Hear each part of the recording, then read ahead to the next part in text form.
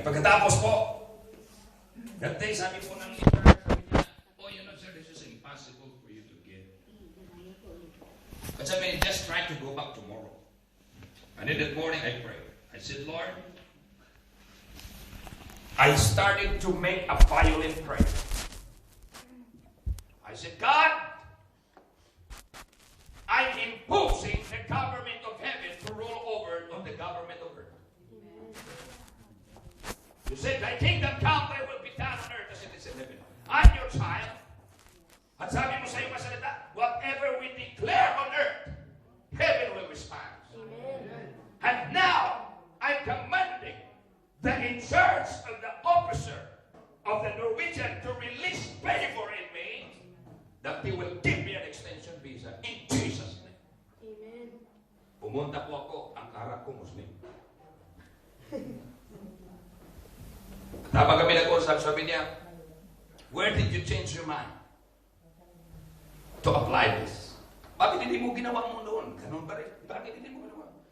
Sabi ko, I don't have any idea that it is possible to get a visa here. Because if I know, I applied a multiple entry. At sabi niya, a lot of people are ahead of you.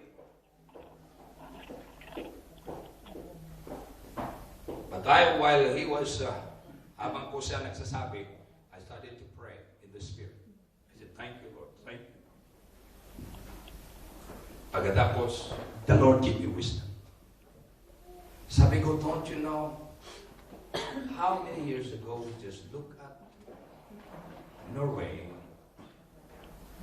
and watched it in the television. And now I'm here. I have seen the beauty and the warmness of the people, accommodating people of earth. He is so lovely. And how I wish that I could also go to UK and look at the same, not only in the TV, but in reality, so that when I go back home, I have something to tell. Kung sabi niya, please allow me to talk to a higher officer. Wow! Yes. Hallelujah! And then, while they were in conversation, I have seen changes start to happen. I could see the smile. Muslim yun? Muslim. At sabi niya po, today, you will know the decision. Sabi niya, ngayong araw, they will make a decision to your request. I said, it's done. Yeah, tomorrow morning, go back. Sa doon po sa lugar, ikaw nag-apply. Oh, glory to God. That early morning, I said, praise God. Hallelujah. Oh, thank you, Lord. Pagdating ko doon, visa was released. Hallelujah. Why? Because prayer moves God. Pagkatapos po, i-apply ko, pero hindi po pwede ma-apply dahil pupunta kami sa Austria. Kailangan ko ang passport. Hindi pwede maiwan. Therefore, the British embassy in Norway said, okay, just come back after your conference in Austria and we will process. But we started praying. Sabi ko, Lord, if it is your will for me to stay in Spain for so long, allow me that my application for UK will be approved or released doon at granted. Wow. Praise the Lord. Nagbayad po na pwede mag-apply. Pumunta kami. At ngayon, uuwi ako sa 28. Pero ngayon, nung nag-apply po kami, ang beacon po ay 28.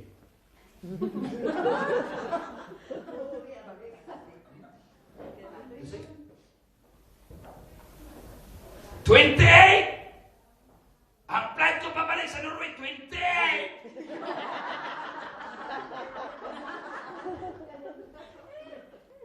But I booked the 28.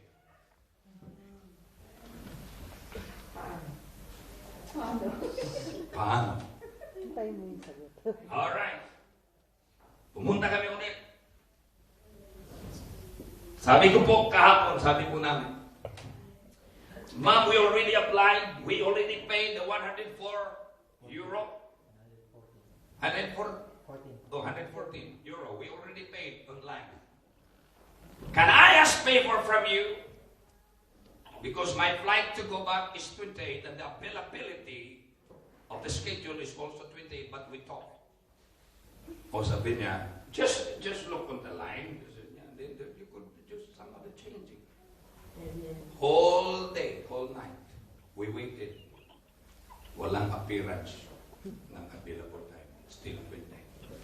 This morning I prayed. Bago ko na-pray, the Lord gave me a word. He woke me up. I wrote what He wants. And then I started to pray. The most powerful prayer is praying in the Word. And I started to pray. I said, Lord, I will ask you only one thing. Kung may gagawin ka dito sa Spain, at kalooban mo na nandito po ako, hinihili ko sa iyo, sa araw nito, halite!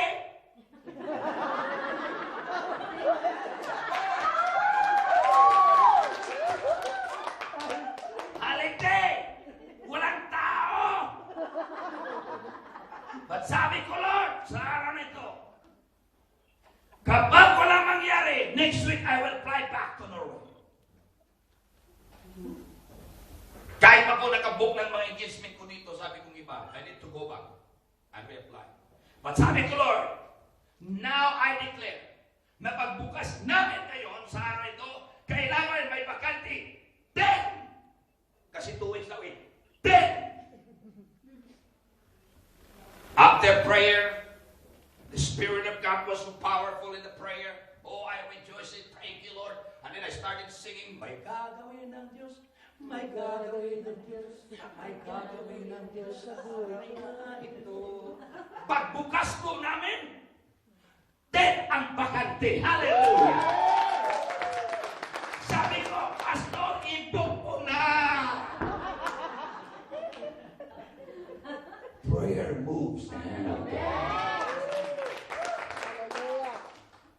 Holiday, nakapasok kami bukas. Ang interview ko, hindi pinagin. Palagpagan natin si Lord. Oh, glory to God. I do believe today, I don't care kung ano kalala, ano katindi, ang mga hamon na dumarating sa buhay nyo. Isang bagay lang sasabihin ko sa iyo, ang Diyos nating pinaglilikuran, hindi patay, buhay, makapangyarihan, gumagawa ng mga. At lahat ay posible sa tao, posible sa Diyos. At sa araw ito, may himala na mangyari sa iyo. Glory to God.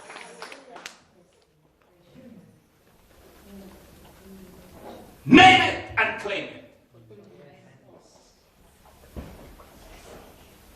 That's why the secret to a powerful prayer is this. Celebrate your victory before you see the manifestation.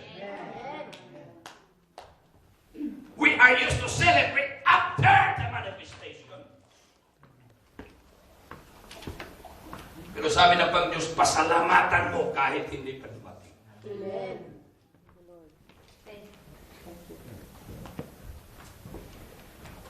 Jesus. Amen. Amen. Amen ba? Amen. May isa po na pastor, director siya po ng isang Bible school sa Dallas, Texas. Dalhin ko muna kayo sa Estados Unidos at ibalik ko rin kayo agad. Ang Bible school ay nagka-problema, malaking utang sa bangko. At ilang taon na hindi sila nakabayad. And after how many years of unable to cope up the payment, the bank sent a notice. How many times? With no avail. And then he sent the representative. At binigyan ko sila ng term at sinabihan, you have only given 1 week to raise up the amount, or else this property will be foreclosed and forfeited by the bank. Pag-alis po ng supervisor na pinadala ng bangko, the director of the school of the Dallas Theological Seminary, tinawag po ang kanyang mga staff. in a prayer room. At sabi niya, ladies and gentlemen, we have done everything in our way and it seems nothing happened. But we will trust God. The most powerful prayer is the prayer of faith. You never pray a Greek or a Hebrew language. You just pray a simple prayer. Itong panalangin. Lord, you own the cattle in 1,000 hills. Can you not sell some of your cows and send us the money? In Jesus' name. Amen. Yan ang prayer. Ikaw may-ari ng lahat ng mga bakahan at lahat. Pwede ba ibinta mo muna yung ibang mga baka at ipadalang pera sa akin? After he prayed that prayer, 5 minutes after he prayed that prayer, a man looked like a cowboy entered into the Bible school, looking for the secretary of the school. At nung nakita niya po ang secretary sa school, sabi niya, "Are you the secretary of the school?" He said, "Yes, sir. Anything I can do for you?" At sabi niya, "We have just unloaded 2 truckloads of cow. And the Lord spoke to us to come here and give you the money." Hallelujah! Yeah! God never comes late. He's always on time. Prayer moves the heaven. Mark 11:24, what things soever you desire when you pray, believe that you receive. That's why Hezekiah not only reminded God, he prayed to God. The third is, he believed what he prayed. Karamihan sa mga Kristiyano, nagpipray pero hindi naman naniwala. Minsan binipintok-pintok pa. Kung mangyari, okay. Kung hindi, okay rin.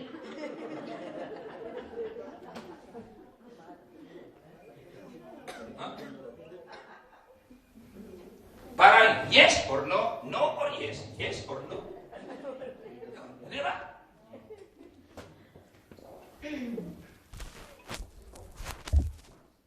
Mark 11:24, what things soever you desire when you pray, believe.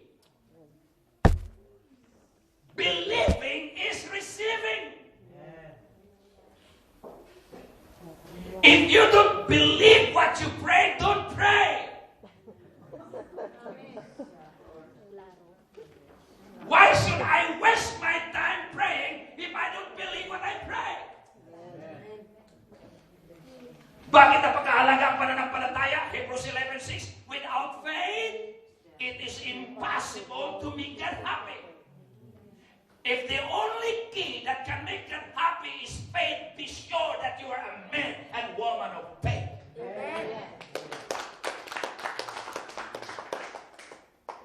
Mark 1:9-23, the key, ang susi sa mga imposibleng bagay ay pananampalataya. Makinig kayo, hindi problema sa Diyos ang pera. Ang problema, pananampalataya. Kapag may pananampalataya ka, maraming pera. Yeah.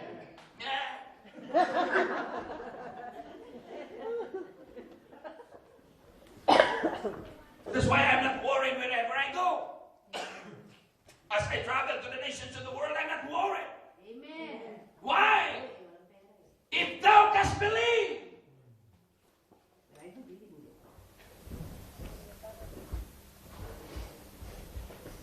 Listen to me. The difference between the faith talk and the faith walk are two different things. We have a lot of Christians that are only good in faith talking, but not faith living.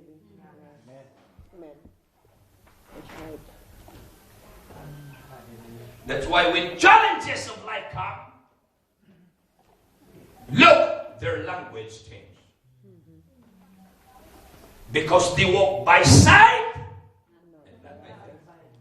You can memorize faith. You can memorize all the scriptures about faith. But if you are not walking and living in faith, all you have is the information, but there is no manifestation. At maraming mga Kristiyano magaling sa memorization. Pero maraming konsumisyon. Dahil walang realidad ang kanilang pananampalataya.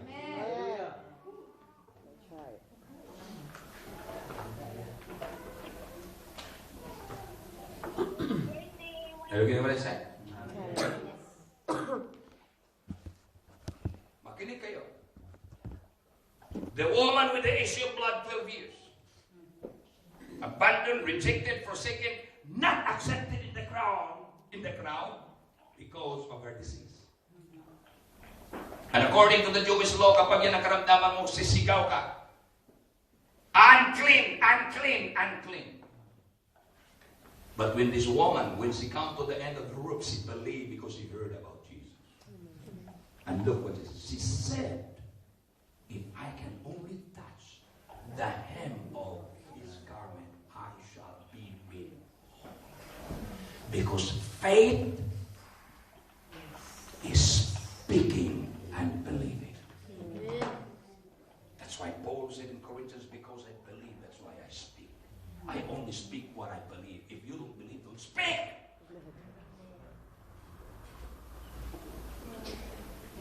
She said, if I can only touch. Kapag mahipo ko lang ang laylayan ng kanyang damit, hindi niya pa nahipo, pero sabi niya, kapag mahipo ko, gagaling ako. Kahit sinong, sabi niya, kapag mahipo ko, gagaling ako. Kahit sino, kapag mahipo ko, gagaling ako. At sabi naman ng tao, na, diferensya natin ang ulo mo. When was the last time that you never give up speaking the things you want to happen in your life until people are getting bored listening to you?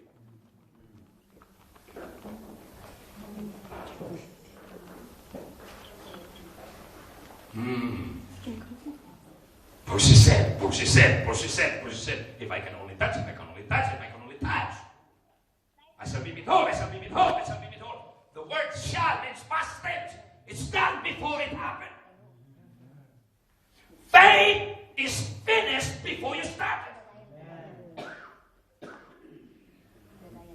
Hindi ka ba na-umpisa tapos na? Yan ang pananampalataya.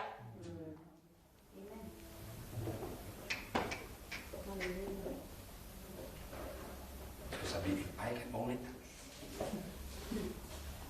At sabi ang nasulatan, faith is a fact, but faith is an act. For faith without work is dead. Hanggat hindi ka humakban sa iyong pananampalataya, walang himala.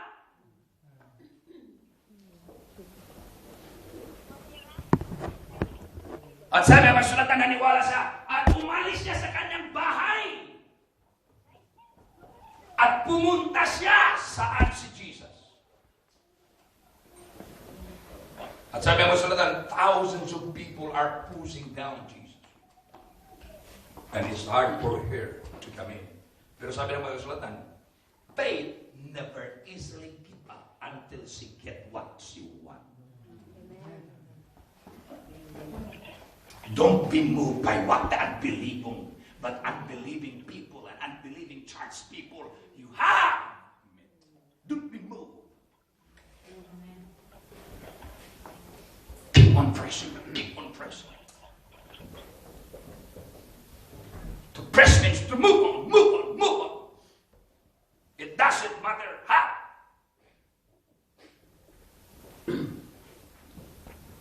Sabi mo sulatan, nung malapit na, kita niya si Jesus. Oh, sabi niya, if I can only touch. Oh.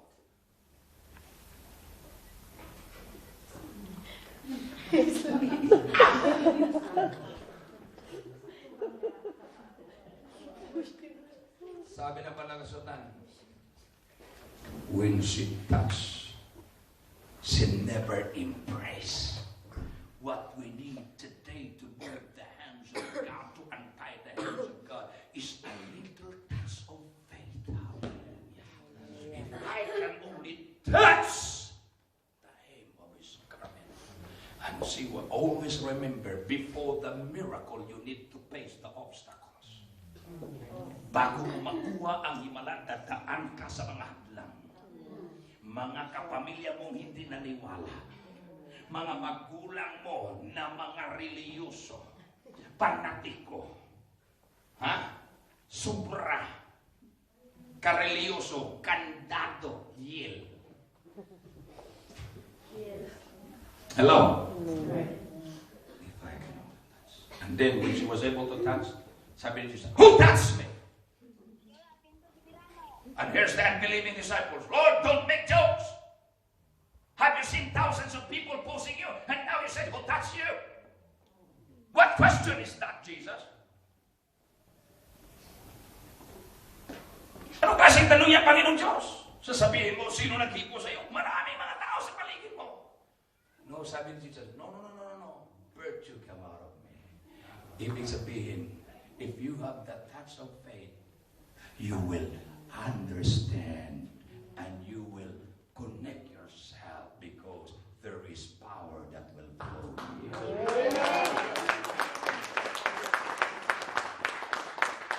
Maraming mga tao doon na may karamdaman bakit ang babae lang ang napagaling because she has the touch of faith. Maraming mga tao sa church. Pero bakit hindi lahat nakatanggap ng himala? Bakit hindi lahat pinagpala? Bakit hindi lahat nakagaling na pagaling?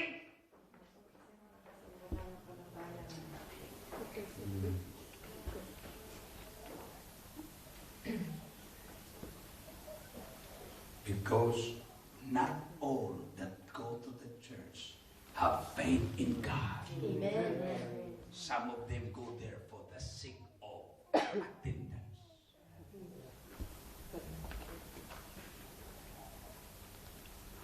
If I can touch, immediately the fountain of her blood dried up. And she felt in her body that she was healed. See, when was the last time you touched Jesus with a touch of faith?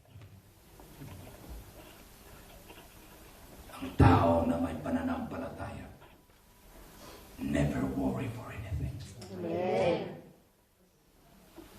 That's why kung sinasabi mo pananampalataya ka, palagi ka nagreklamo, palagi nagsasabi, wala, mahirap, ano na lang ang gagawin ko. Shut up your unbelief! You get what you declare.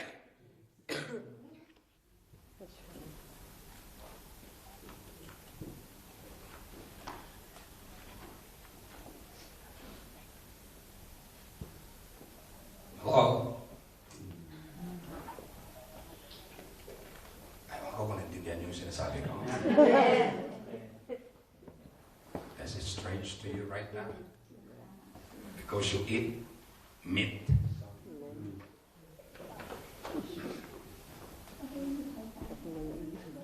Hindi lugaw.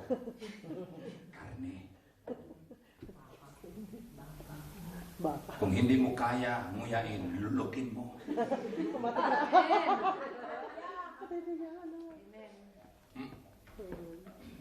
Hello? Amen.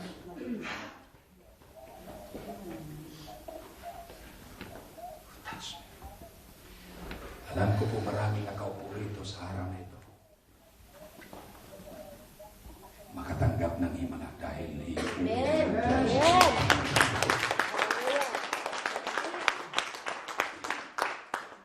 this woman fearing and trembling, knowing what was done in her.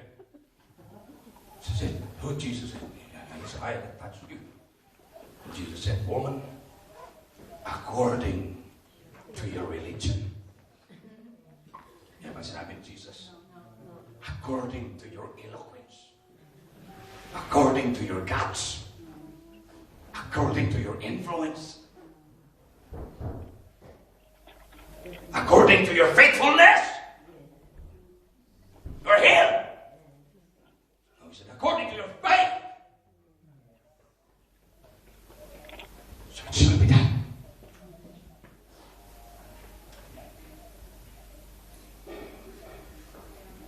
Kapag lumalakad ka sa pananampalataya, hindi pagalingan po. Pananampalataya.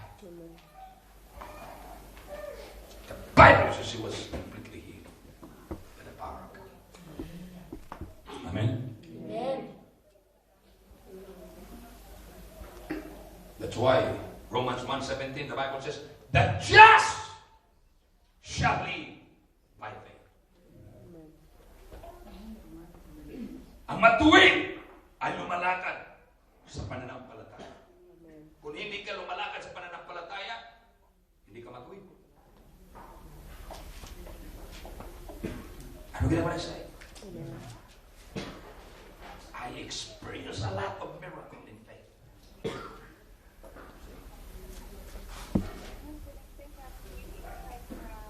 For 32 years, I have proven God. He taught me how to walk in faith.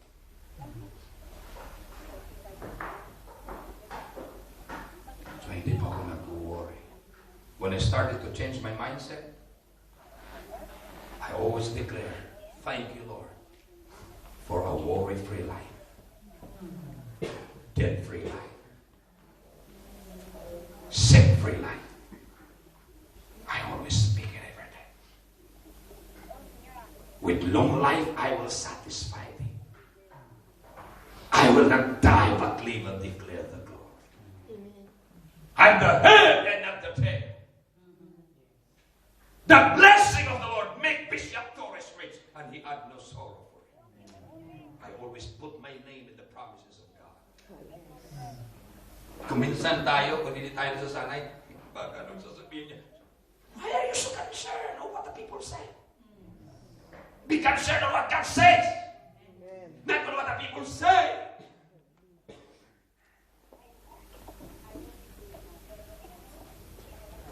Praise God. Sabi mo sa tabi mo, believe, believe, believe. Sino may mga pangarap dito? Amen. Sabi ko, sino may mga pangarap dito? Amen. Sino may mga utang dito? Amen. Napakarami pala. Sino gusto malaya sa utang? Amen. Sino naniwala? Amen. Totoo? Amen. Kailangan matulog ka na naman yung bank parang bata. Thank you, Lord. Pagising ko lang.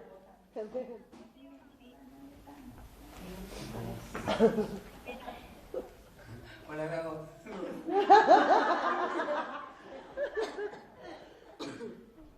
Alright. Do you want to untie the hands of God? Amen. First, what do? Remind God. Second, pray. Third, believe. Fourth, give.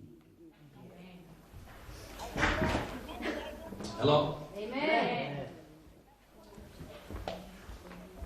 Paano po pinagalaw ni Hannah ang kamay ng Diyos?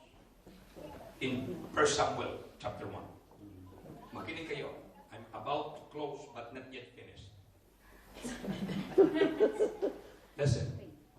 The Bible says every year Hannah, the wife of Elkanah, came to the temple once a year to offer a sacrifice to the Lord for one desire to have a son.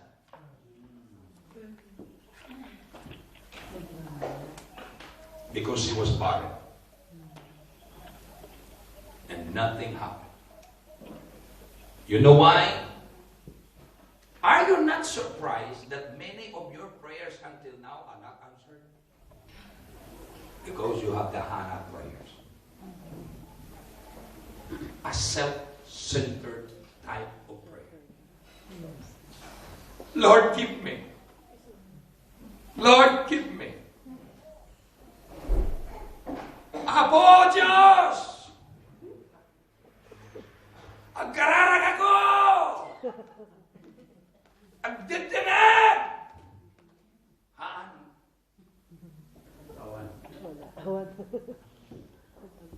And it gives discouragement.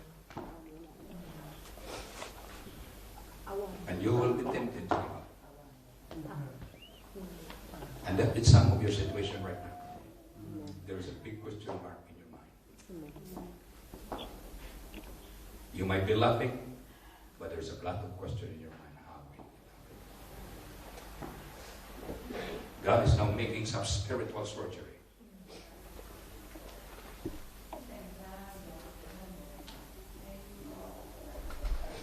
Paano po pinalaya ni Hannah ang kamay ng Diyos? when she changed her prayer. Makinig kayo. Desperado. When was the last time you come to the point of desperation in your life? Ito po ang sinabi niya. Panginoon, kung bigyan mo lang ako ng anak, may meeting pa sa langit eh. May board meeting pa ang Father, Son, and the Holy Spirit. It says, heaven is silent, angels are witnesses, but God never responds. Until the prayer of Hannah was changed. Makinig kayo.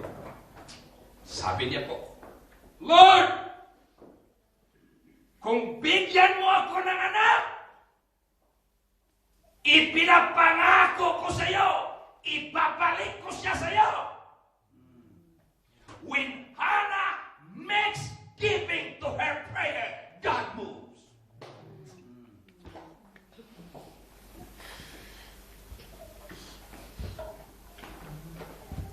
At sabi ng Panginoon, sandali lang, may asikasuhin muna ako. The meeting is adjourned. I will entertain this very radical type of prayer. God, if you will only listen to the cry of your handmaid, I promise you, I will return it back to you. Kapag naimot ka, walang himala. Amen. Ikatan ti imot. Hello?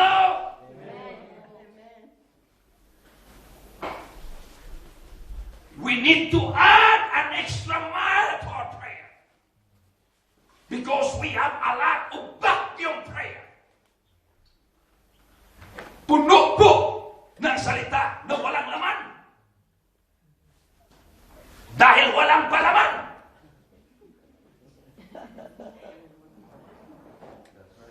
Ang pinip mo doon ay palaman.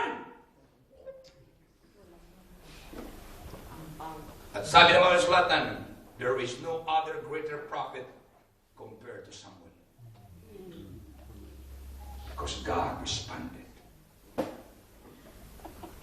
giving attract blessing.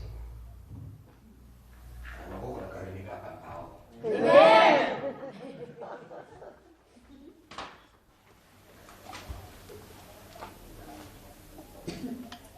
Hello? Because giving is not a debt we owe, it's a seed we sow. The only point of your life, or the only point, the only season in the life of a farmer, that he will stop the harvest when he stops to sow. The only point in your life that you will stop receiving your salary when you stop to work.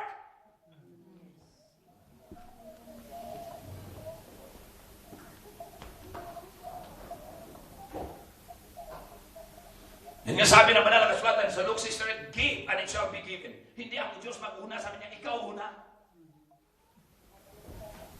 Give, then God said, it shall be given back to you. Good mission. Press down. Shake it together. Running over. Sasabihin ko sa iyo, when God restore what you have given, it's more than what you have given. Amen. That's why sabi niya, given shall be given, good measure, pressed down, shake it together, running over, shall men, it never says shall God, hindi mababa ang Diyos. Shall men, plural, M-E-N, men, shall put into your bosom. God will open every closed doors for you if you are a giver. Amen. Amen.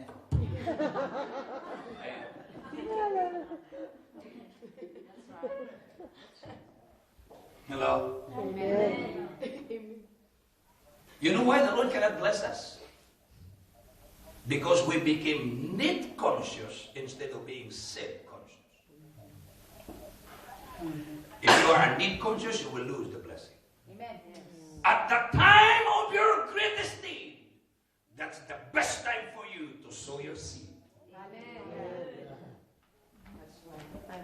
That's why I said, give it so again, good measure, pressure, for with the same measure that you use. Anong ibig sabihin niya? Kung ano po klaseng pinili ang tinatanim mo, yan rin ang aanihin mo. Hindi ka pwede tumanim ng tomato at ikaw aan ng patatas. Hindi ka pwede magtanim ng kalabasa at ani ka ng saging.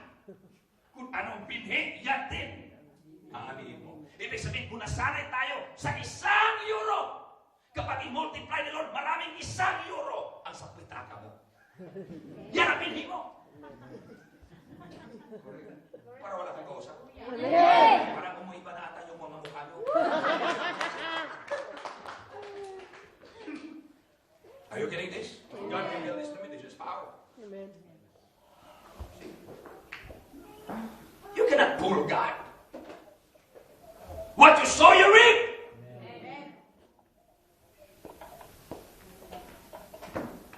And always remember, the harvest is greater than the seed. And the size of your harvest determines the size of the seed you sow. Ang kalakihan ng ani mo na depende sa binhi na tinatanim mo. A seed of nothing. Nothing. How can you expect something out of nothing?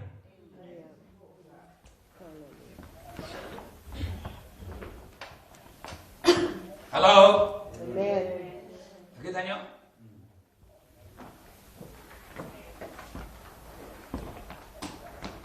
Alam ko po kung anong ibig sabihin ng kahirapan. Diyan po ako nanggaling.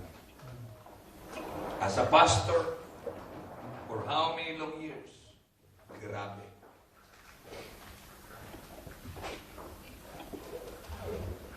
Pinadala po kami ng misyon. 150 pesos a month ang aming honorarium. May isang bata, doon ang pagkain, pagbayad sa kuryente, 150. Paano ka mabuhay?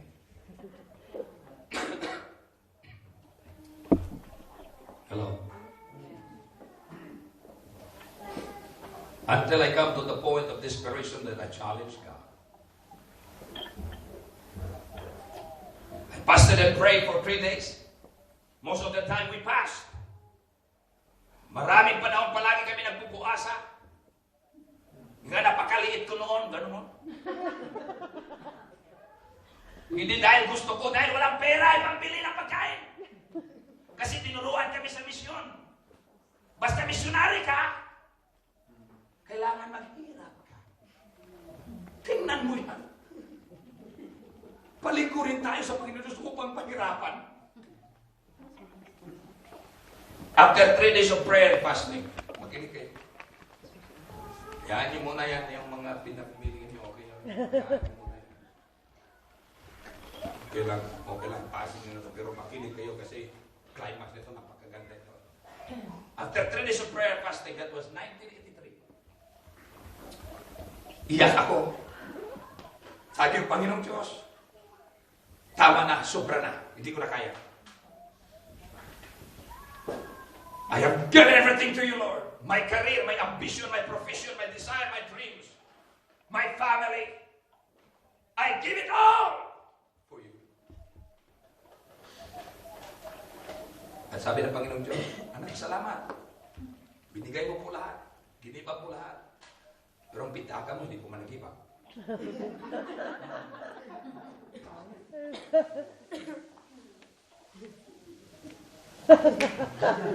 Ako po, pastor, nagtuturo. Pero hindi ko ginagawa. Noon yun, bakit matama ang tingin nyo sa akin?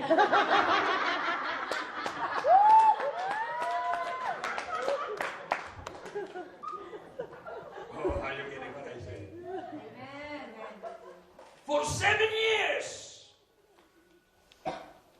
a pastor of that preached faith and the bigness of God, pero kahit relo, wala. And I want to know the time. I need to run on the street. And if my shadow hit me, I know it's 12 o'clock.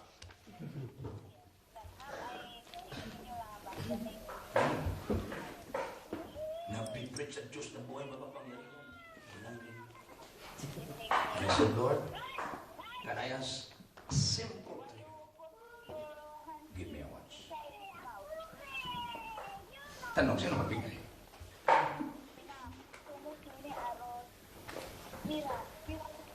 I was invited to speak in one of the big churches in General Santos City kasi malayo ko eh. Almost an hour sa pioneer namin. I never shared to anybody. I just preached with all my mind. The Spirit of God moved powerfully. The pastor's wife of the church was cooking the food for our lunch.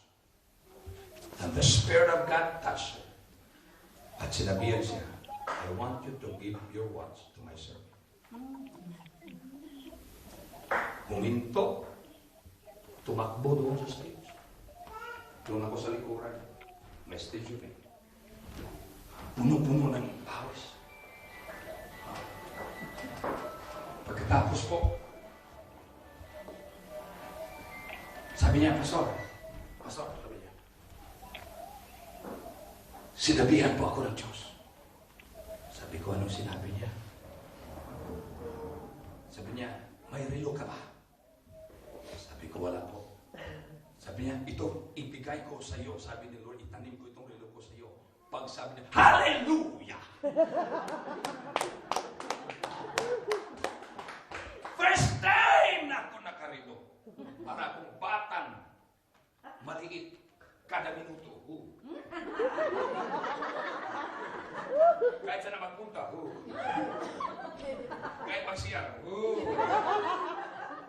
Have you seen your child if you will give him a surprise gift?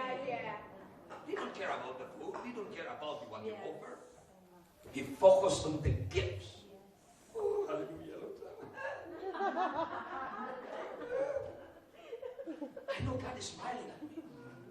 That's why God said, don't despise the day of small beginning. Tuwang-tuwa ko. Kahit sa sasakyan. Kahit matulog, hawak-hawak ko baka makunin. Alam mo naman sa Pinas, kailangan angkla.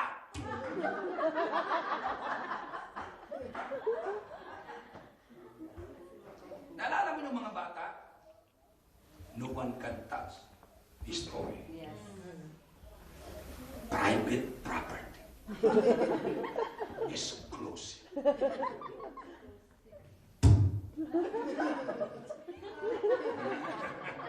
Pumunta ko po sa Cotabato City, sa lugar ng mga Muslim, dahil may conference po mga pastors. 3 days pastors conference.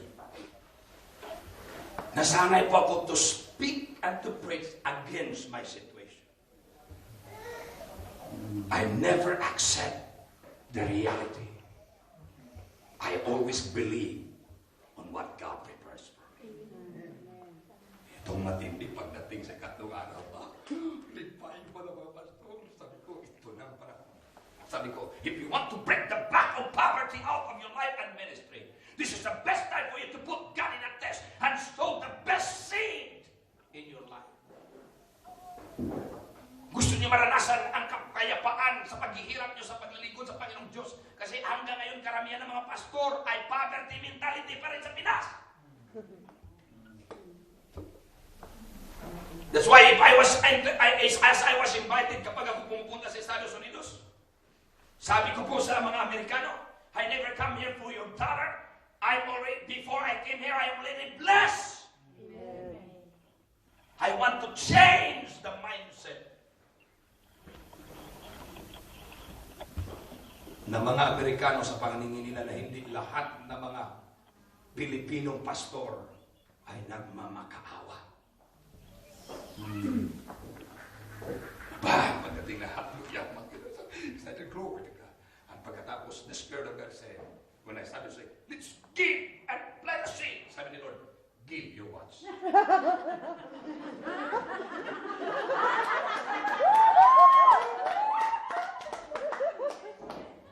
Ito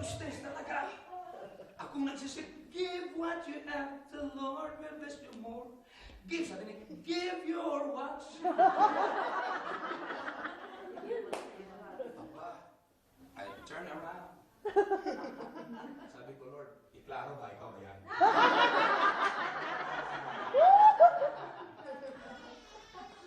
How many of you will agree with me that there is no problem with us receiving the blessing, Amen. but there's always a struggle and a fight every time the Lord commanded you to do something that you are not used to do.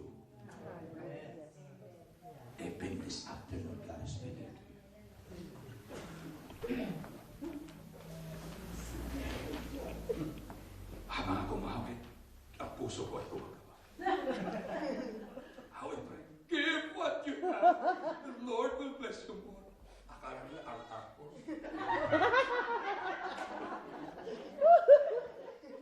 Pangalawa sabi ni Lord, give your watch. The third, kasi hindi tayo Amerikano eh. Kailangan tayo paalalahanin pala. At sabi ni Lord, son, your destiny and your blessing depends on your obedience.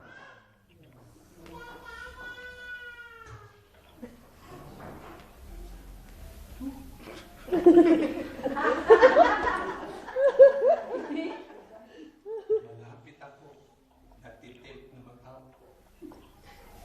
It hurts to say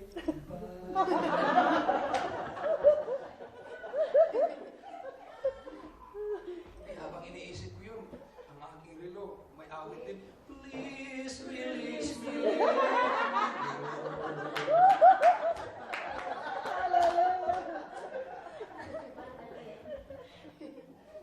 Doon ko naintindihan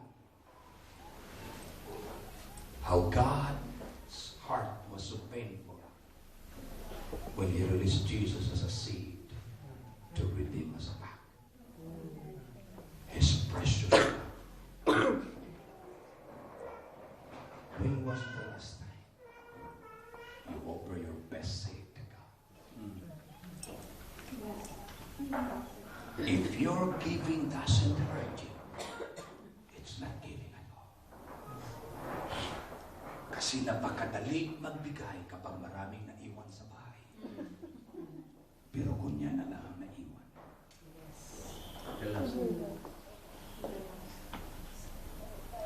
ang isip mo ay tumitiri. I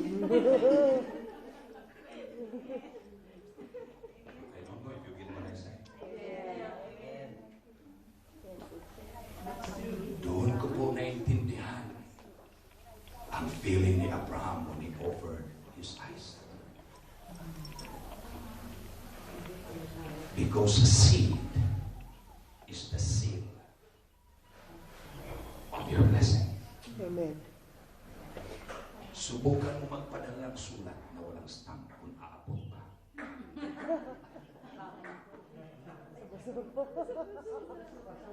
Ang binhi ay ang stamp upang makarating sa papadala.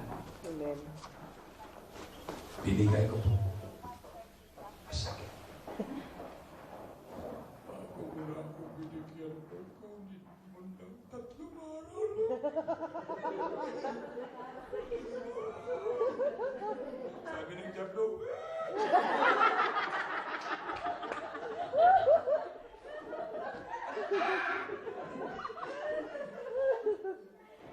that's what I know what I'm talking about. Amen. Then I went straight sa Marbel, sa Baguio City for another revival. 4 people, 4 church, dahil baryo eh. Puro farmer, seasonal. And I spoke with all my heart, with all my mind. I plant my watch. That Sunday, the Spirit of God moved. And I ripped 7 watches.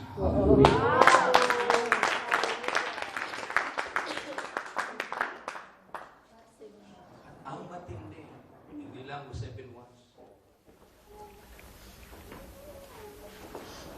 May dagdag pa na motorbike. Wow.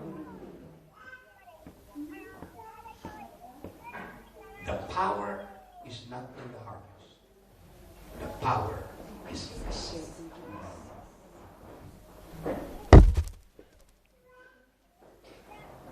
Don't ask how many mangoes in the mango tree. But ask how many tree in the mango seed. Because in every seed there is a tree. In every tree there is a fruit. And if there is one seed, there is a harvest. Amen. That's why God said that day will come that the sower and the reaper will walk side by side. And I'm believing before the coming of the Lord, makikita, maranasan, masusubukan ng lahat ng mga sower. That's why God never gives seed to the Christian, He gives seed to the sower. You can be a Christian and still broke. He gives seed to the sower to sow.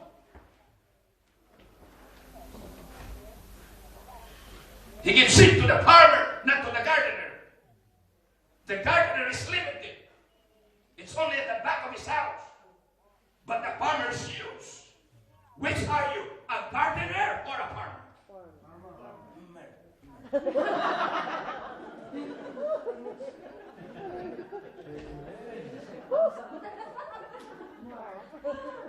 Sama sa ilong. Oh, Jesus. Are you getting what I say? Amen. I said, are you getting what I say? Amen. Hello? Amen. Ako nang binigay ko. Sabi ko, Lord, isto man lang palang sikreto. At doon ko unti-unti nagtitik off sa pinasyo.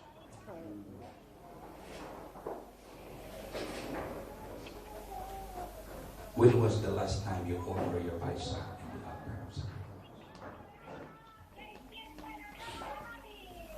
When was the last time you heard the voice of God speaking to you to offer the best? And you responded quick. Always remember, the delay of obedience is disobedience. That's why when God spoke to Abraham to offer his Isaac, the Bible says in Genesis chapter 22, early in the morning he arose. He never allowed a second thought to rob the blessing.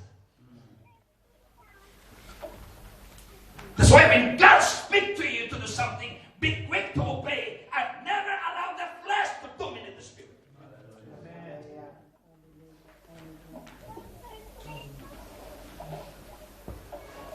That's why I have seen the favor of God, the blessing of the Lord. First time I came to Europe. But He spoke already to me 4 years ago while I was in the United States. But His time is always the best time. At kapag dumating na po ang panahon at oras ng Diyos para sa iyo, walang kahit sinong demonyo at demonyito na makapigil sa pagpapala ng Diyos sa buhay mo. I never do anybody here except one, my daughter and Pastor Vic. That's all. Bishop Vic. Of all the trips that I did for how many long years, this is one of the most organized trips with not knowing anybody. I'm fully booked for 2.5 months.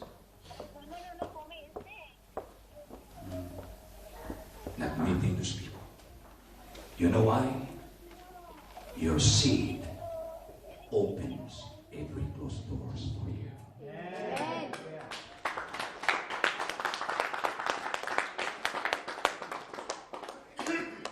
Bago po ako umalis, may pira po ako ilang dollars. Nung umatin po ako sa gathering ng Billionaires Club ng mga pastors. Hindi Millionaires Club, Billionaires Club.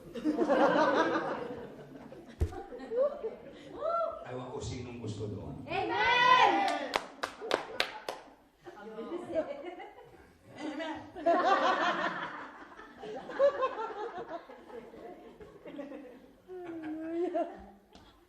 Sabi ni Lord, itanim mo yung $120 sa pastor na aalis na punta ng Amerika. Pwede ko magsabi, Lord, alawan ko kaya ni. Di ba? Okay. Pinuntahan ko, sabi ko, Bishop. Bishop Gaor, Bishop. There is a seed. Pag-pray mo.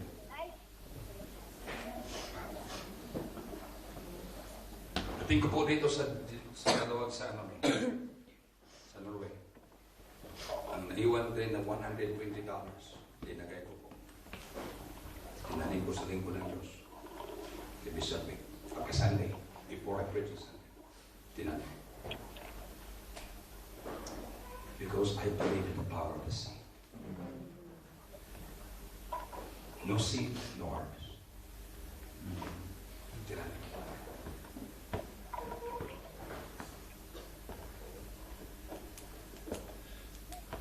Pagdating ko dito, dahil may bibili kami ng sasakyan para for the next year, shuttle bus. Instead, 1.5 million, binigay lang ng 250,000. Pay. May-ari hotel. Suntok lang galing sa airport. Punta pa ulit. Dahil yan ang sasakyan ng mga guests next year. From different parts of the world. Sabi lang, Bishop, pula tayo. Huwag mo isdagdagan ang salita. Mayroon.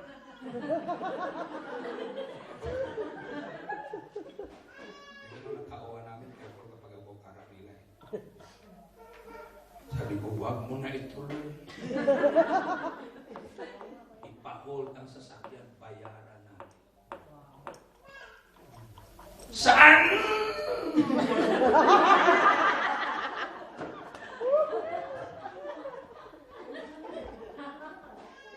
Kaya hindi mo na sa'yo. Na, habang nagpapaalam si Bishop Vic, ay may nagtanim sa akin ng €200. That's the first time I saw euro. Money. Sabi ko ba? Sabi ni Lord, doon ako nakatingin lang kasi sabi ko, first of all, para sa pangsasakyan ito. Sabi ko, Lord, sabi ni Lord, kunin mo yung isa, itanim mo sa kanya. Lord? I ran and rushed upstairs to get that money. And so,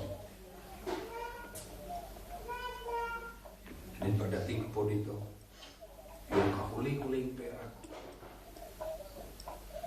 pagdating ko sa Sunday, inaanak ko po ang lingkod ng Diyos. At tinanim.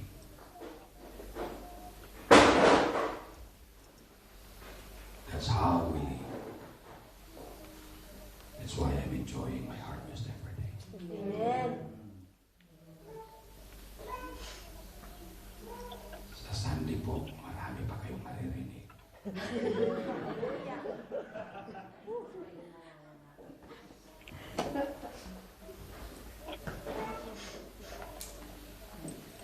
Puno ginawa ng trapping ginawa ng Panginoon Diyos.